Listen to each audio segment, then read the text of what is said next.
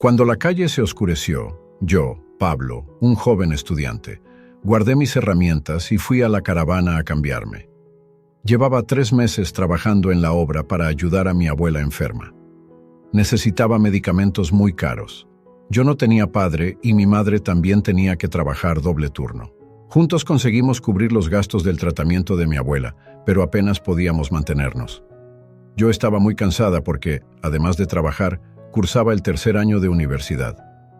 Mientras me quitaba el uniforme sucio y disfrutaba del agua caliente, anticipaba mentalmente una agradable velada con mis compañeros de clase. Planeábamos ver el fútbol en uno de los cafés deportivos del centro de la ciudad. Sin embargo, nada más vestirme, recibí un mensaje de mi madre. «La abuela está mal. Creo que es el final. Ven en cuanto puedas», escribió, terminando con un emoji triste. Preocupada, llamé a un taxi y le di al conductor la dirección del hospital. No me gustaba ir allí. Los olores fuertes, las caras tristes y asustadas, los médicos y el personal siempre corriendo, la iluminación fría. Hasta el último momento tuve la esperanza de que mi abuela, mi querida abuela, saliera pronto de aquel lúgubre lugar. Pero el mensaje de mi madre disipó mis ilusiones. Suspiré y llamé al ascensor para subir a la 4ª planta. Tal vez podría encontrar la habitación de mi abuela en total oscuridad. La había visitado tantas veces y ahora sentía que lo hacía por última vez. Se me estrujó el corazón, se me hizo un nudo traicionero en la garganta y me entraron unas ganas desesperadas de llorar. Apreté los dientes porque sabía que las lágrimas no ayudarían a mi abuela. Tenía que ser fuerte y ser capaz de decirle a la persona que más quería cuánto la quería y cuánto la echaría de menos. Entré en la habitación sin llamar, intentando no hacer ningún ruido innecesario. Todas las enfermeras y los médicos estaban acostumbrados a mí y no me prestaron atención. Sin embargo, no había nadie más en la habitación aparte de mi madre y mi abuela. Al ver a esta última, un dolor volvió a atravesarme el corazón. Durante su enfermedad, mi abuela se había vuelto extremadamente delgada, casi ingrávida. No sabía cómo seguía aguantando. Mi abuela tenía los párpados cerrados. Estaba profundamente dormida. Su rostro estaba sereno, sin signos de dolor o sufrimiento y, sin embargo, había tal fragilidad en toda su apariencia que temí que, en algún momento, simplemente se disolviera en el aire. De nuevo, con un esfuerzo de voluntad, contuve las lágrimas y me acerqué a la cama. «¿Cómo está?», le susurré a mi madre, que sostenía la mano de mi abuela, pálida y triste. «Está muy débil», susurró mi madre. Tenía el pelo revuelto y los hombros caídos, como si llevara el peso del mundo encima. La abracé. «Tienes que descansar, mamá», le susurré en voz baja, pero ella se limitó a negar con la cabeza. «Ahora no puedo salir. El médico ha dicho que probablemente la abuela no pase de esta noche». Con esas palabras, mi madre empezó a llorar en silencio. No pude hacer otra cosa que abrazarla con fuerza. Cuando se hubo calmado un poco, le propuse que fuéramos andando a la cafetería. «¿Estás segura? Me da miedo dejarte aunque sea un minuto». Miré con confianza a los ojos de mi madre. «No te preocupes, me quedaré aquí. Ve a tomar algo caliente y un tentempié». Mi madre negó con la cabeza. «Ahora mismo no podría tragar nada». «Tienes que cuidarte, mamá. No quiero que tú también acabes en el hospital», le dije. Mi madre asintió agradecida. «Tienes razón, hijo, intentaré comer algo». Con esas palabras, salió de la habitación. Suspiré y volví a mirar a mi abuela dormida. Recuerdos aleatorios de la infancia empezaron a inundar mi mente. La abuela llevándome al parque de atracciones donde probé por primera vez un helado de menta en una cáscara crujiente. Ella regalándome un esponjoso conejito blanco por mi cumpleaños. ¡Qué día tan feliz! Estaba tan inmersa en mis recuerdos que no me di cuenta inmediatamente del suave suspiro de mi abuela. Solo me di cuenta cuando soltó un leve gemido y abrió los ojos. Cogí suavemente la mano de mi abuela y le sonreí cariñosamente. «Abuela, ¿cómo estás?». Pero ella no me contestó. Me miró como si no entendiera quién tenía delante. «¿Eres tú, Felipe?», susurró. «¿Has venido a recogerme?». Me quedé un poco sorprendido. No sabía quién era Felipe. Mi abuelo también se llamaba Pablo. «Abuela, soy yo, tu nieto». Durante unos instantes, Ella me miró sin comprender. «Ah, eres tú, Pablito», susurró. ¿Percibí una ligera decepción en sus palabras o fueron imaginaciones mías? Miré atentamente a mi abuela. Su mirada era distante, como si estuviera mentalmente muy lejos. «¿Y quién es Felipe?», pregunté.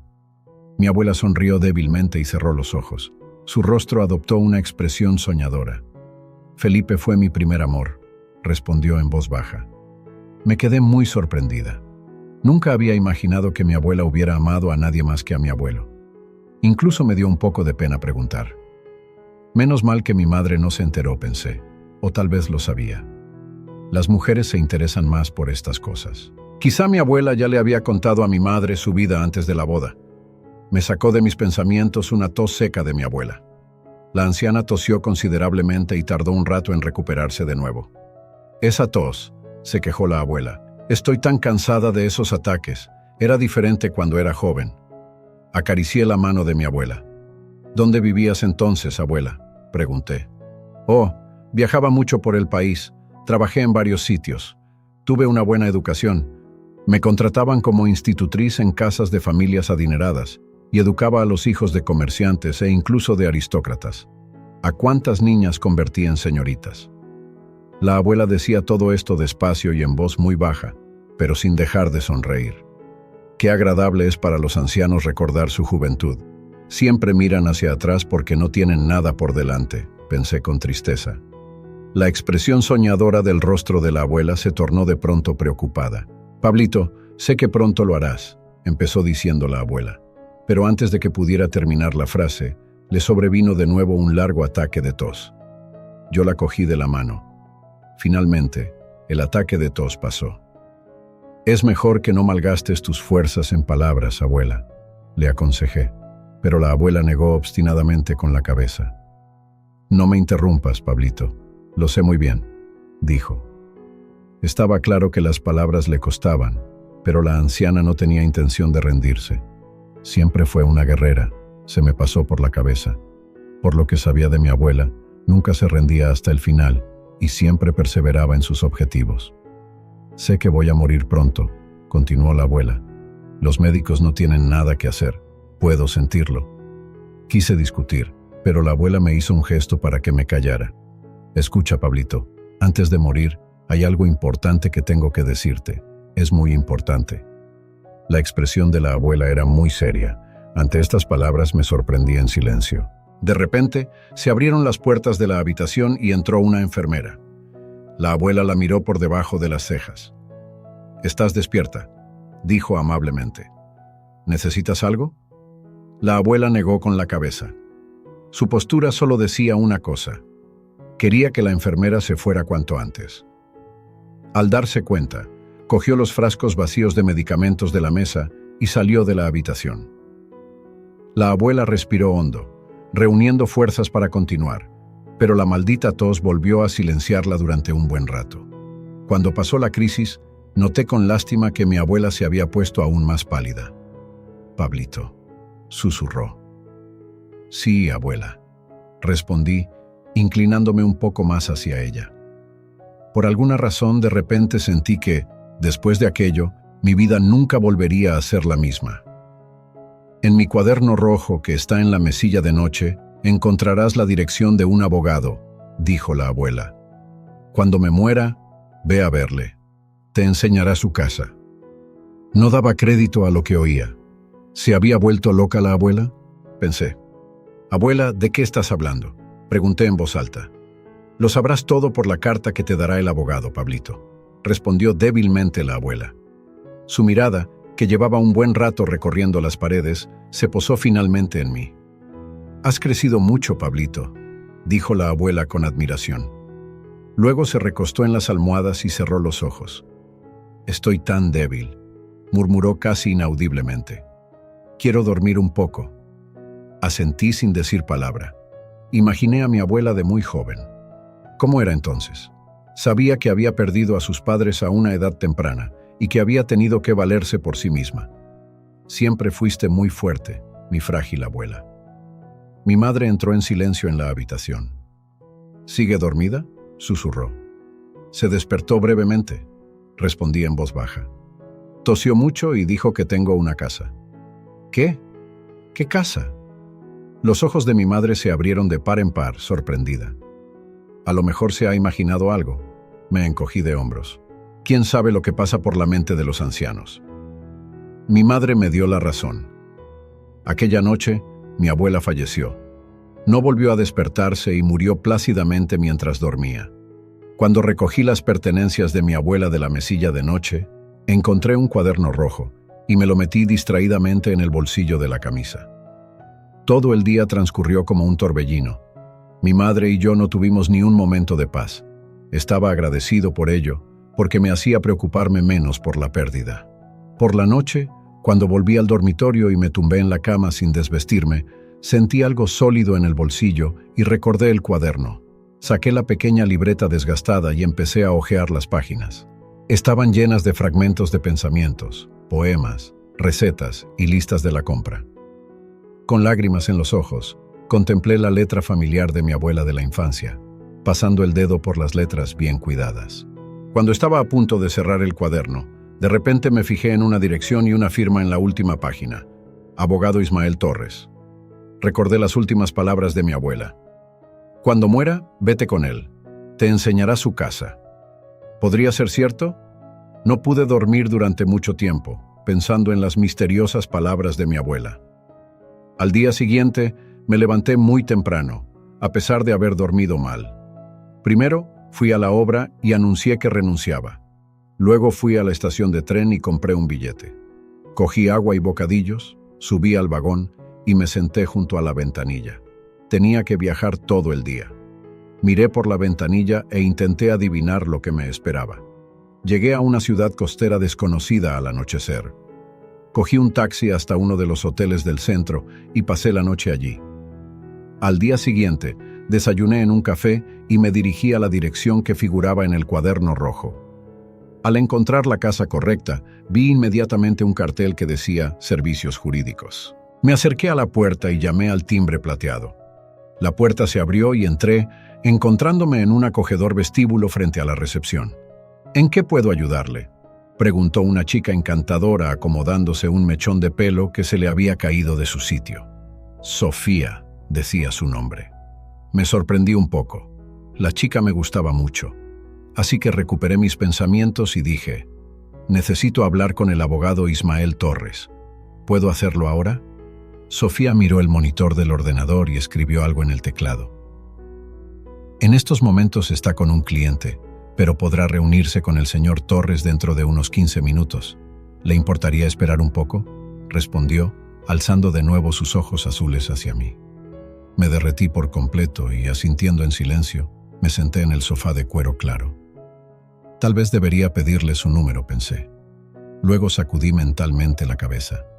Primero tenía que arreglar mis asuntos. Después podría pensar en tener citas. Además, esta chica vive casi en la otra punta del país. ¿En qué estaba pensando? Por fin llegó la hora y Sofía me acompañó al despacho del abogado. Le di las gracias a la chica y por un momento pensé que se había ruborizado un poco. Luego aparté esos pensamientos y llamé a la puerta. «Pase». Me invitaron desde detrás de la puerta. Abrí la puerta y me encontré en un amplio despacho. Detrás de un gran escritorio de madera clara estaba sentado un hombre canoso que aparentaba al menos 80 años, pero la mirada clara de sus ojos y la confianza con la que se levantó para saludar al cliente revelaban fuerza y energía en él. Probablemente todo gracias al aire del mar. Aquí todo el mundo tiene muy buen aspecto, pensé. Estreché la mano seca pero firme del abogado y tomé asiento. ¿Cómo debo llamarle?, preguntó Ismael Torres. Declaré mi nombre y apellido. Coincidía con el de mi abuela. El abogado no enarcó una ceja. Yo estaba ansioso. Si mi abuela había dicho la verdad, seguramente se acordaría de su raro apellido. Pero entonces pensé que tal vez cuando mi abuela trataba con Torres, seguía usando su apellido de soltera. Armándome de valor, comencé mi relato. Le hablé al abogado de mi abuela, de su enfermedad y de las últimas palabras que me dirigió antes de morir. Luego le enseñé a Ismael la anotación del cuaderno rojo y mencioné su nombre. Torres miró atentamente su propia dirección durante un momento y luego guardó silencio un rato. ¿Qué te parece?, pregunté nervioso, ansioso por saber si mi viaje había merecido la pena. Torres soltó un leve resoplido. Recuerdo muy bien a tu abuela. Era una mujer maravillosa. ¿Así que se ha ido? Me pareció que el abogado se enjugaba discretamente una lágrima. ¿Así que mi abuela decía la verdad sobre una casa que me pertenece?, pregunté. El abogado me miró atentamente y asintió brevemente. Antes de seguir adelante me gustaría revisar detenidamente sus documentos. Por supuesto, asentí apresuradamente. Saqué una carpeta y se la entregué a Torres. El abogado examinó los documentos en silencio durante un rato. Después, Ismael Torres se levantó y se acercó a la gran mesa donde estaban los expedientes. Se quedó allí un momento, como contemplando dónde mirar, y luego sacó uno de los cajones y empezó a buscar en las carpetas. Finalmente sacó una de ellas, cerró el cajón y volvió a la mesa donde yo estaba sentado. Aquí está, dijo Ismael Torres con suavidad, colocando la carpeta sobre la mesa. Este documento lleva guardado aquí más de 30 años. ¿Qué dice?, pregunté casi sin aliento. Es el testamento de Felipe Troviso. Me sentí mareada. Recordé cómo mi abuela me llamaba Felipe cuando recuperó la conciencia por última vez. Hace 30 años, Felipe dejó su casa a su abuela en su testamento. Sin embargo, ella no quiso vivir en ella. Ahora que ella ya no está, le pertenece a usted. Sentí que todo daba vueltas ante mis ojos. Así que las palabras de mi abuela no eran las cavilaciones de una anciana enferma. Seguía sin creérmelo. Y entonces se me ocurrió un simple pensamiento. Espera, pero si mi abuela ha muerto, ¿no debería ir la casa a mi madre? Pero Ismael Torres negó con la cabeza. Es que Felipe escribió en su testamento que en caso de muerte de Verónica, su abuela, la casa debía pasar a su heredero varón. Él creía que su abuela había dado a luz a un hijo, así que ahora tú eres el legítimo propietario de la casa. Volví a respirar entrecortadamente. No era fácil hacerse a la idea de que una casa había caído de repente en mis manos. Al ver mi confusión, Ismael Torres volvió a abrir la carpeta del testamento y sacó un sobre amarillento. Antes de seguir con el papeleo, por favor, lee esta carta. Te la ha escrito tu abuela. Cogí el sobre con manos temblorosas. El abogado se levantó de la mesa y, disculpándose, dijo que iba a salir un momento a tomar un café. Me di cuenta de que solo se marchaba para dejarme a solas conmigo misma, y mentalmente le di las gracias al viejo. Cuando Torres se marchó, abrí el sobre y saqué varias páginas amarillas dobladas. Las desdoblé y empecé a leer. Querido Pablito, soy yo, Verónica, tu abuela. Siento no haberte contado nunca esta historia en vida, pero ahora ha llegado el momento, y espero que estés preparado para oírla. Cuando tenía 22 años, conseguí un trabajo como ama de llaves en una de las mansiones más ricas de la costa. La casa estaba en la ladera de una montaña, y casi todas las ventanas daban al mar. No podía ser más feliz. Ya sabes cuánto me gusta el mar. Además, había un enorme jardín antiguo en la casa, donde crecían grandes nogales, fucsias y orquídeas. Tanto el jardín como la casa me encantaban, y mi acogedora habitación de la planta baja estaba impregnada de los más maravillosos aromas del jardín. Mi alumna era la pequeña Marisol, una niña maravillosa de 8 años. Estudiábamos francés e italiano. Hacíamos experimentos. Recogíamos pétalos y hojas para secarlos entre las páginas de los libros. Corríamos a nadar a la playa salvaje. Recogíamos conchas y construíamos fuertes de piedra. Cosíamos vestidos y montábamos obras de teatro. A Marisol le encantaba tocar el piano y hacíamos música juntas durante 3 o 4 horas seguidas. Nuestra vida estaba llena de pequeños descubrimientos y grandes alegrías. La familia de Marisol me trataba con gran respeto y amabilidad y empecé a sentirme como si siempre hubiera pertenecido a ella. A veces, antes de dormir, me imaginaba que era la hermana mayor de Marisol. Eso me tranquilizaba tanto que dormía más tranquila. Lo único que me molestaba de vez en cuando eran las extrañas sensaciones que sentía a veces en el jardín. Me parecía que alguien me observaba. Miraba a mi alrededor, pero no veía a nadie. Solo una vez noté un ligero movimiento en la ventana del tercer piso. Sin embargo, sabía que ese piso estaba deshabitado. Los padres de Marisol y la propia niña vivían en el segundo piso. así que decidí que era solo el viento. Sin embargo, pronto descubrí que estaba equivocado. Era un mediodía cualquiera. Marisol y yo correteábamos por el jardín jugando al escondite. La niña nos propuso jugar al escondite. Dijo que se escondería y que yo tenía que encontrarla. Acepté y cerrando los ojos, conté hasta 100. Luego fui en busca de la niña. Sabía que a ella le gustaba esconderse en un gran hueco de uno de los árboles, así que no me apresuré demasiado para que el juego no acabara demasiado rápido. Caminaba por el sendero que rodeaba la casa, fingiendo buscar a Marisol, cuando de pronto noté algo extraño. Un sobre blanco se arrastraba por un fino cable.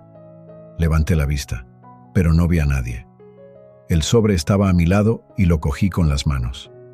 El hilo cayó cerca. Empecé a examinar el sobre y me sorprendió ver mi nombre en él. Señorita Verónica. Leí en las pulcras letras. Volví a levantar la cabeza, intentando comprender de dónde había salido aquel misterioso mensaje. Pero una vez más no noté nada raro. Todas las ventanas estaban cerradas. Volví a leer la inscripción y, recordando que Marisol estaba esperando a que la encontrara, doblé el sobre y lo guardé en el bolsillo de mi vestido. Jugamos un rato más en el jardín y luego nos llamaron para comer. Después de comer, Marisol solía descansar en la guardería, lo que me dejaba algo de tiempo libre. Me retiré a mi habitación, me tiré en la cama y saqué el sobre, ardiendo de impaciencia. Lo abrí. Dentro había una hoja doblada de impecable papel blanco, con un hermoso dibujo dorado en el borde. La desplegué. La hoja estaba escrita con la misma hermosa letra que mi nombre. Empecé a leer. Esto es lo que decía la carta. Querida Verónica, hace 3 meses que apareciste en esta casa y cada día es un poco más brillante gracias a ti. Pareces haber iluminado el sol en el cielo. Así es como siento tu presencia en mi vida. Eres la flor más hermosa que he visto en nuestro jardín. Eres encantadora y única. Perdona mi imprudencia, pero no he podido contener más mi impulso y he decidido escribirte. No tienes ni idea de que existo, ni necesitas saber quién soy. Solo quiero que te des cuenta del milagro que creas para mí cada día. Deseo que sigas siendo tan feliz y serena como eres y que lleves la alegría a todos los que te rodean. Cuando terminé de leer, me quedé quieto un rato, intentando comprender lo que se me había revelado. Hay alguien más viviendo en esta casa, de quien no tenía ni idea, y que me está observando. Sí, me han estado observando desde el primer día, y yo no tenía ni idea. Me sentí extraño e incómodo al pensarlo. ¿Quién es este misterioso desconocido? De repente me sentí como la heroína de una novela del siglo XIX. ¿Podrían ocurrir cosas así en la vida real? Desesperada, quería averiguar quién era el autor de la misteriosa carta, a toda costa. Fue difícil. Cuando le enseñé la carta a Marisol, se encogió de hombros y negó con la cabeza. Nunca había visto esa letra. Mamá y papá escriben diferente. Por supuesto, no me atreví a preguntárselo a los dueños. Algo me retenía intuitivamente. Tenía un miedo terrible a perder mi trabajo y mi recién descubierta vida mágica con Marisol. Al cabo de un rato, pregunté a una de las criadas, la modesta señorita Mía, si vivía alguien más en la casa aparte de la familia de los dueños y los criados. Me miró alarmada e inmediatamente apartó la mirada. Parecía saber algo, pero no quiso decirlo. Me di cuenta, así que decidí vigilar a las criadas y averiguarlo todo. Al día siguiente, justo antes de comer, fui a la cocina y anuncié que no almorzaría porque tenía mal el estómago. Subí a mi habitación y di un fuerte portazo para que todos me oyeran dentro. Luego salí sin hacer ruido al pasillo, cerré la puerta atrás de mí y me dirigí a las escaleras. Me quité deliberadamente los zapatos para no hacer ruido y subí rápidamente al 3er piso, encontrándome en un pequeño rellano, a un lado del cual había una puerta pesada y maciza y al otro una ventana. Me acerqué a la puerta y probé el picaporte. Estaba cerrada. Luego me acerqué a la ventana y me escondí detrás de la pesada cortina, lo que me dio la oportunidad de asomarme cautelosamente por detrás. No tuve que esperar mucho. Unos 15 minutos más tarde, oí fuertes pasos en las escaleras. Solo podía ser Marta, una mujer de mediana edad que trabajaba en la cocina. Me asomé con cuidado desde mi escondite. Como era de esperar, Marta llevaba una bandeja de plata con platos de comida, un vaso de zumo y cubiertos. Marta dejó la bandeja sobre la mesa, cerca de la puerta, y sacó una llave dorada de su delantal. De repente empecé a sentir un picor insoportable en la nariz. Al parecer se me había metido algo de polvo. Me escondí detrás de la cortina y, sin poder resistirme, estornudé, intentando hacerlo en silencio. Oí que Marta empezaba a girar la llave de la puerta, pero se detuvo. Al parecer había oído algún ruido. Contuve la respiración. No quería que Marta me descubriera. Sin embargo, la mujer parecía creer que se había imaginado el sonido. Oí crujir la puerta. Volví a asomarme cautelosamente por detrás de la cortina, pero la puerta ya se había cerrado, ocultándome a Marta y la bandeja. Decidí no probar suerte. Me deslicé sigilosamente tras la cortina y bajé corriendo las escaleras. Al encontrarme en mi habitación, recuperé el aliento, sintiéndome segura. Aunque había aprendido poco, me sentía ganadora. Ahora sabía que el tercer piso estaba habitado y que allí vivía el misterioso desconocido que me había escrito la carta. Mi imaginación ya estaba pintando románticos cuadros, inventando 100 escenarios de cómo podría ser y por qué estaba encerrado como un verdadero recluso. Al final, decidí escribir una respuesta. Esto es lo que escribí. Querido desconocido, gracias por todos tus cumplidos. Me siento muy halagado. Me gustaría saber más sobre usted. ¿Cómo te llamas y por qué nunca sales de tu habitación? Cuando todos se fueron a la cama, volví a subir al tercer piso. Sellé la carta en un sobre y lo introduje en el hueco entre la puerta cerrada y el suelo. Satisfecho con mi hazaña, regresé a mi habitación. Justo entonces se me ocurrió un pensamiento inquietante. ¿Y si alguien de la servidumbre encontraba mi mensaje? No había dejado ninguna firma. Adivinarían que yo había escrito la carta, o se la entregarían inmediatamente a la señora, que había visto mi letra muchas veces en los cuadernos de Marisol. ¿Por qué no escribí la carta en mayúsculas? Al final no pude dormir en toda la noche y al día siguiente estaba pálida y cansada. Sin embargo, mis preocupaciones fueron en vano.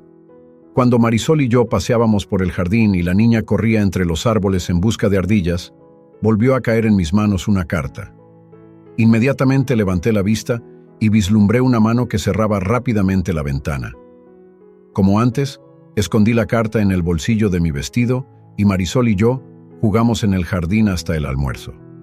Cuando regresé a mi habitación, saqué inmediatamente el sobre y, abriéndolo con impaciencia, empecé a leer con ansiedad. Querida Verónica, permíteme que me presente. Me llamo Felipe y vivo en el tercer piso, como ya habrás adivinado. No salgo de mi habitación porque no puedo caminar después de una enfermedad que tuve de adolescente. Al leer estas palabras, se me llenaron los ojos de lágrimas. Decidí recluirme porque no podía aceptar el cambio que me había ocurrido. Aún recuerdo el tacto de la hierba bajo mis pies descalzos, los suaves guijarros de la playa y las cálidas y suaves olas del mar. Por desgracia, perdí todo eso y ahora vivo mi vida leyendo libros y estudiando ciencias. También me encanta la caligrafía y la acuarela. La carta de Felipe siguió describiendo su vida solitaria durante un rato más. Sentí pena por él. Cogí una hoja de papel y escribí una sola frase. ¿Puedo verle? Luego hice lo mismo que la primera vez. Subí al tercer piso y deslicé la nota por debajo de la puerta. Al día siguiente, en el jardín, recibí una respuesta. Solo había una línea en la nota. Sí, hoy después de comer. Me emocioné mucho y me distraje terriblemente. Después de comer rápidamente y desear un buen descanso a Marisol, me fui a mi habitación. Felipe había elegido bien el momento. Después de comer, todos en la casa tenían un pequeño descanso y el riesgo de que alguien se diera cuenta de que subía al tercer piso era mínimo. Me puse delante del espejo y me examiné críticamente. Después de pensarlo un rato, me puse mi vestido azul favorito, el que llevaba para los paseos, y me recogí el pelo en la nuca, dejando que unos mechones ondulados enmarcaran mi cara. Satisfecha, abrí la puerta y salí de la habitación en silencio. El corazón me latía con fuerza. Incluso empecé a temer que alguien pudiera oírlo. Tras unas cuantas respiraciones profundas, me tranquilicé un poco y empecé a subir las escaleras. En la puerta del tercer piso, Dudé un momento y llamé suavemente. Al cabo de unos instantes, oí girar la llave en la cerradura. Al parecer, mi desconocido ya me estaba esperando. Mi corazón estaba a punto de salirse del pecho de miedo. Por fin se abrió la puerta y vi a Felipe por primera vez. Estaba sentado en una silla de ruedas y era bastante guapo, con el pelo oscuro y rizado y unos amables ojos castaños, hombros anchos y dedos largos y delgados, lo que indicaba un alma artística. Parecía tener unos 25 años. Me miró durante un rato y luego inclinó la cabeza en una reverencia ligeramente respetuosa. Me sentí completamente avergonzado. Felipe se hizo a un lado, dejándome paso, y entré en sus dominios. Toda la tercera planta le pertenecía a él solo. Había varias habitaciones donde se dedicaba al arte: pintura, piano, artesanía en madera, modelado en arcilla. También había una pequeña cocina y una biblioteca con muchos libros. Este lugar parecía un mundo secreto, conocido por muy pocos: los padres de Felipe y algunos criados leales. Ni siquiera Marisol sabía que tenía un hermano. Era sorprendente y muy triste. Felipe me sirvió té y dulces y charlamos largo rato sobre literatura y arte. Era un conversador incomparable. Sabía mucho y podía hablar de cualquier cosa. Pasaron 2 horas sin darme cuenta. Estaba muy intrigada por Felipe. Cuando por casualidad miré el reloj, no daba crédito a lo que veía. Jadeante, me levanté y le dije que era hora de volver con Marisol. Él asintió, mirándome con una mirada larga y triste, y me preguntó si volvería. Le dije que sí. Mientras bajaba apresuradamente las escaleras, me di cuenta de que ya estaba deseando que llegara mi próximo encuentro con Felipe. Empezamos a vernos en secreto todos los días y fui conociendo cada vez más a este misterioso recluso. Resultó ser maravilloso, amable, noble, atento y sensible. Felipe tenía un excelente sentido del humor y era fácil y agradable estar con él. No había pasado mucho tiempo, pero no podía imaginar mi vida sin él. En algún momento me di cuenta de que amaba a Felipe y sentí que él me amaba con todo su corazón. Pero, ¿podría tener futuro nuestra relación? Temía que los padres de Felipe se enteraran de nuestros encuentros y me despidieran inmediatamente. La idea me causaba un dolor salvaje. Ahora me daba cuenta de que perdería algo más que un trabajo. La oportunidad de vivir en la casa de mis sueños junto al mar y de pasar tiempo en la agradable compañía de Marisol. Sobre todo tenía miedo de perder a Felipe, mi amor. Él se dio cuenta enseguida de mi estado y se acercó a mí. Mi amado me cogió de la mano y me miró a los ojos. «¿Qué te preocupa, cariño?», me preguntó. Mis ojos se llenaron de lágrimas. «Tengo tanto miedo de perderte, Felipe», le confesé. «¿De dónde viene ese miedo?», preguntó pasándome la mano por el pelo. Sentí el tacto de sus suaves dedos por todo mi cuerpo, lo que me dio paz y confianza. «Solo que si tus padres se enteran, me despedirán inmediatamente. Seguro que no les gustará que nos veamos en secreto. Solo soy un ama de llaves y debo saber cuál es mi lugar». Felipe me tocó ligeramente los labios, como pidiéndome que guardara silencio un momento. «Verónica, aunque nuestros padres se enteren, no cambiará nada. Ya soy adulta y puedo decidir qué hacer. Y te quiero, cariño, y elijo estar contigo. Nadie puede separarnos». Le sonreí, aunque las lágrimas nublaron mis ojos. Quería creer las palabras de Felipe con toda mi alma. Pero un mal presentimiento me invadía, envenenándolo todo. Parecía que no nos quedaba mucho tiempo, y así fue exactamente como sucedió. Una vez, cuando fui a ver a Felipe, me dijo que quería que me convirtiera en su esposa. Me alegré mucho al oírlo, pero la duda me desgarraba el alma. «No podemos casarnos en secreto», le dije a Felipe. «Tenemos que contárselo todo a tus padres». Asintió brevemente. «Lo haré mañana por la mañana. Lo sabrán todo». Al oír estas palabras, el miedo me sacudió por dentro, pero al ver la determinación en el rostro de Felipe, no dije nada. Me quedé con él hasta bien entrada la noche. Ese día, Marisol no estaba en casa. Había salido con sus padres. Hablamos mucho, nos cogimos de la mano y Felipe me besó por primera vez. Fue tan bonito que no pude evitar volver a llorar. Me acarició el pelo, me susurró palabras dulces y me dijo que todo iría bien. Aquella noche no quería separarme de él. Algo me decía que tal vez no volveríamos a vernos, pero intenté alejar esos pensamientos. Felipe parecía muy feliz y no quería enturbiar su estado de ánimo con mis preocupaciones. Cuando se hizo muy de noche, quise despedirme de Felipe, pero él no me soltó la mano durante mucho tiempo. ¿Quieres quedarte conmigo esta noche?, me preguntó en voz baja. Lo miré vacilante, pero había un amor tan fuerte en sus ojos que mis dudas me abandonaron de inmediato. Me volví hacia él inclinándome, le besé los labios. Me quedé con Felipe hasta el amanecer y no cerramos los ojos ni un momento. Sus suaves caricias quedaron para siempre en mi memoria.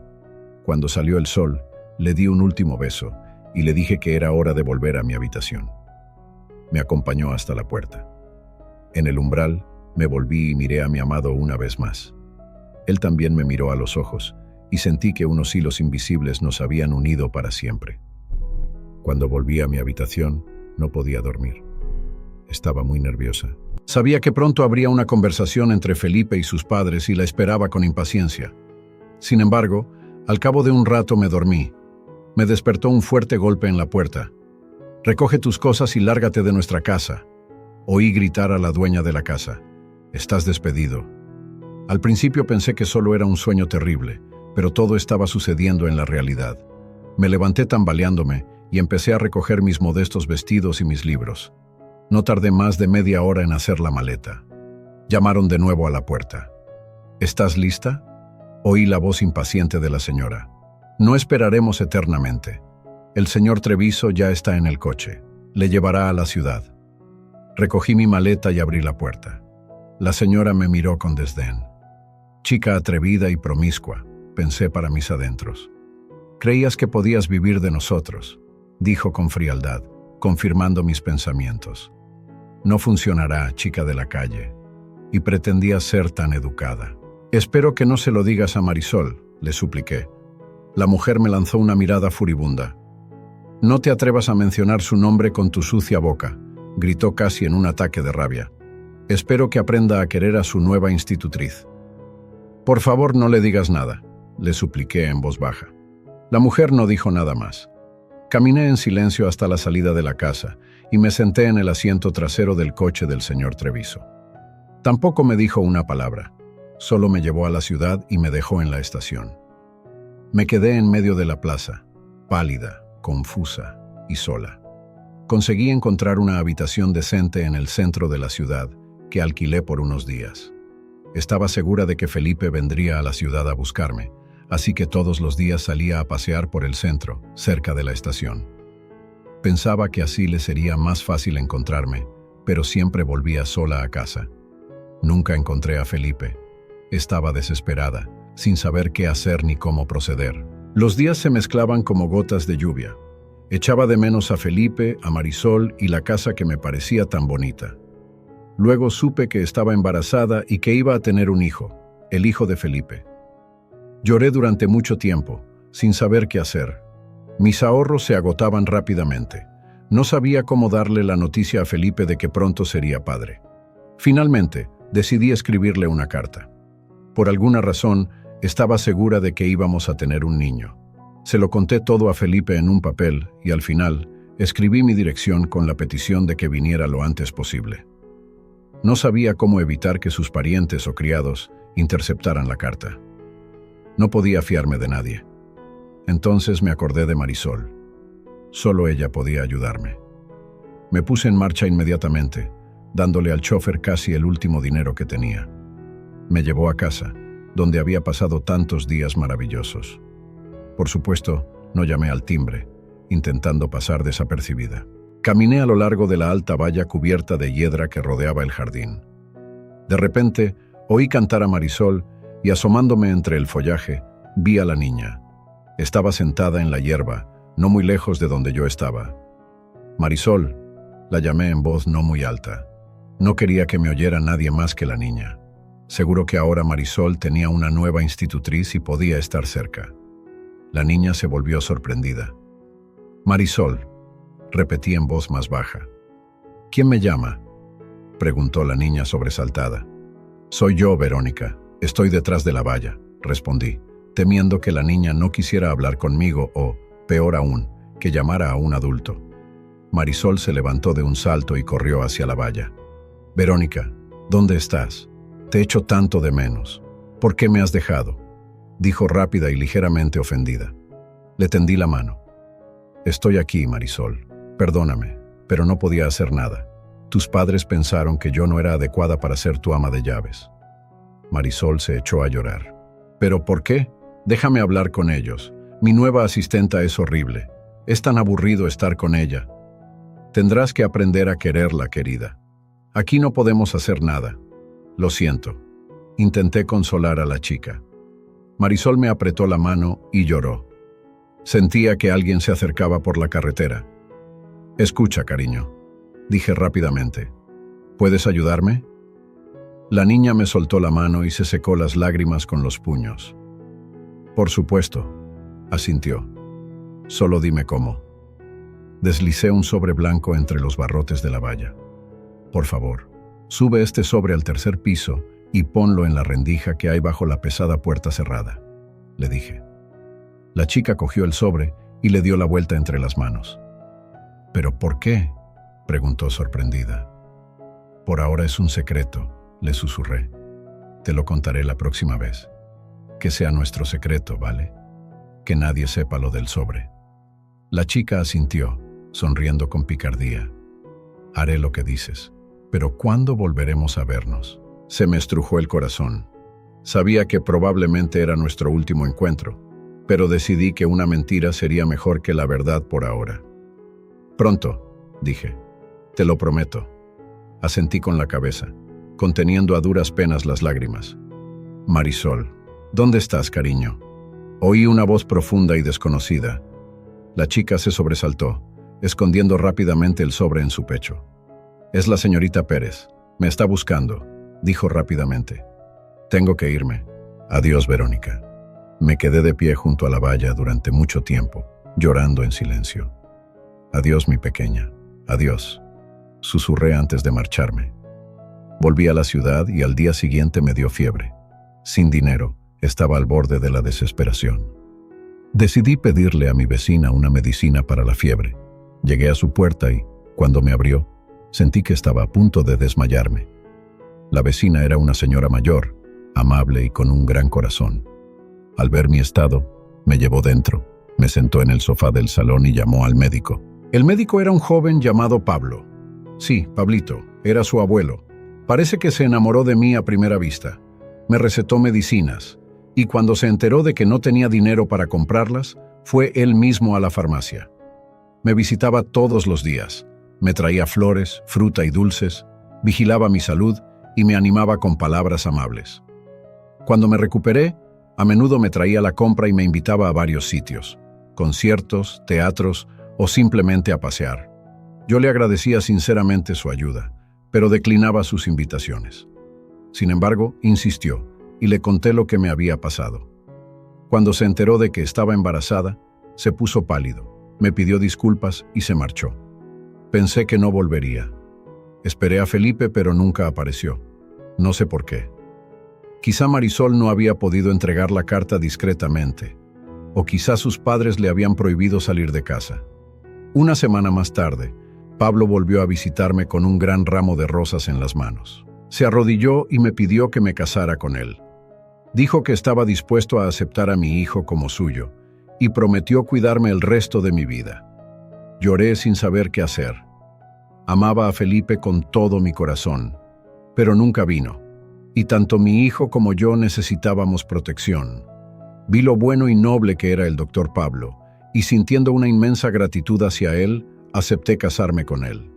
Sin embargo, Felipe siempre fue el único en mi corazón. Querido Pablito, ahora conoces la historia de mi primer amor, y espero que no me juzgues. Terminé de leer la carta y me quedé un rato sentada. Luego me levanté y me acerqué a la ventana, donde volaban las golondrinas. No oí a Ismael Torres volver al despacho.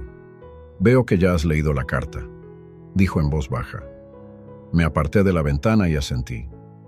Felipe Treviso murió cuando su madre tenía 12 años. Sus padres murieron en un accidente de coche 5 años antes. Marisol ya estaba casada y se había ido de casa. Felipe dejó la casa a su abuela en su testamento. Nos costó encontrar su dirección y le enviamos una carta. Ella vino aquí y ese fue nuestro único encuentro. Sinceramente, su abuela es difícil de olvidar. Tenía un encanto y una fragilidad especiales. ¿Rechazó la herencia? Dijo que no podía vivir en la casa donde todo le recordaba a Felipe. Tampoco quería venderla, así que todo este tiempo la casa te ha estado esperando. Asentí y estreché la mano del abogado. Gracias por todo lo que ha hecho por mí. Ahora sé un poco más sobre la vida de mi abuela, y eso significa mucho para mí. ¿Podemos vernos mañana para discutir los detalles de la casa? Hoy me gustaría estar sola un rato. Ismael Torres asintió y me acompañó hasta la puerta. Me despedí de Sofía, salí del edificio y caminé hacia el mar. Pasé largo rato paseando por la orilla, escuchando los gritos de las gaviotas y el sonido de las piedras bajo mis pies. «Abuela, querida», murmuré, «has guardado el secreto de tu primer amor durante tanto tiempo, pero te agradezco que por fin te hayas decidido a compartirlo conmigo». Me fijé en una piedra rosa y blanca con forma de corazón que había a mis pies. La recogí y la arrojé al mar,